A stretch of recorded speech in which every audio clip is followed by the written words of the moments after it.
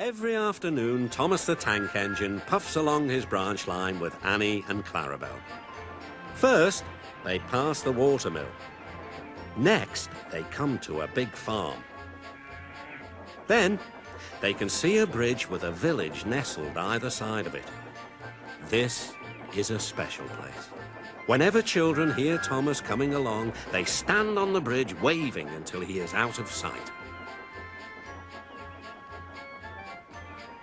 One day, Thomas was running late.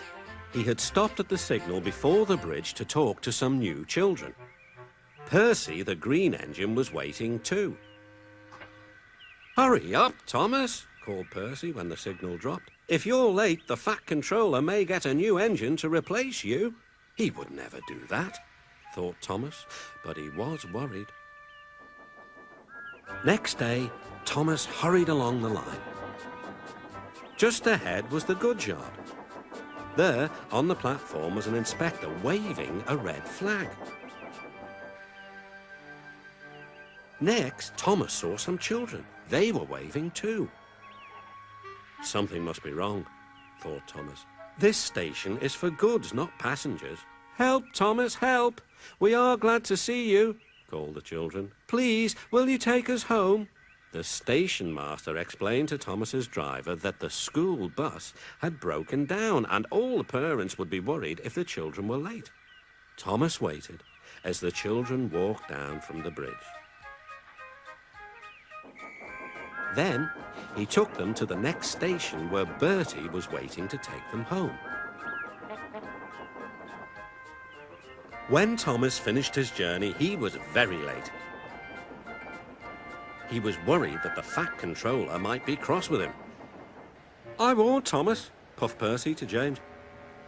"He's been late one time too many. He'll be in trouble now."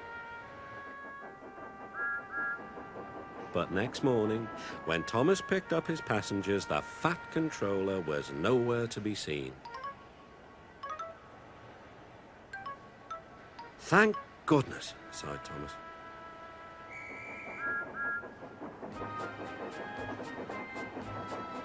Thomas knows every part of his branch line.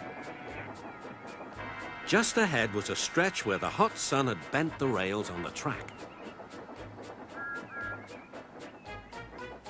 "Careful, Thomas," called his driver, but it was too late.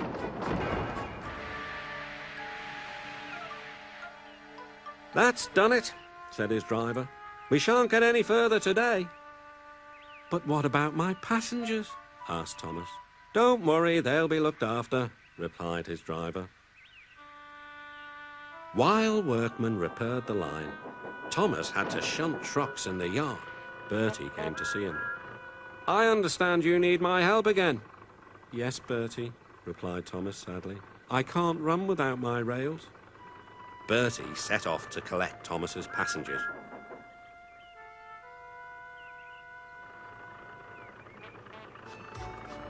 "Hello, Bertie," they said. "We are glad you are here." Bertie drove along the road that runs by the railway. He stopped at each station along the line. Sometimes he stopped between stations to let people off closer to their homes. Thomas felt miserable. "I've lost my passengers to Bertie. They'll like him better than me." A few days later, the Fat Controller arrived. "Your branch line is repaired. I'm going to change your timetable so that you and Bertie can work together more." When Thomas reached the station, there to his relief were all his passengers. "Bertie is a good bus, but we missed our train rides with you," they said. Later, Thomas spoke to Bertie. "Thank you for looking after my passengers." "That's all right, Thomas. I like to make new friends, but I'm glad to share them with you." "You're a good friend indeed," replied Thomas, "and always will be."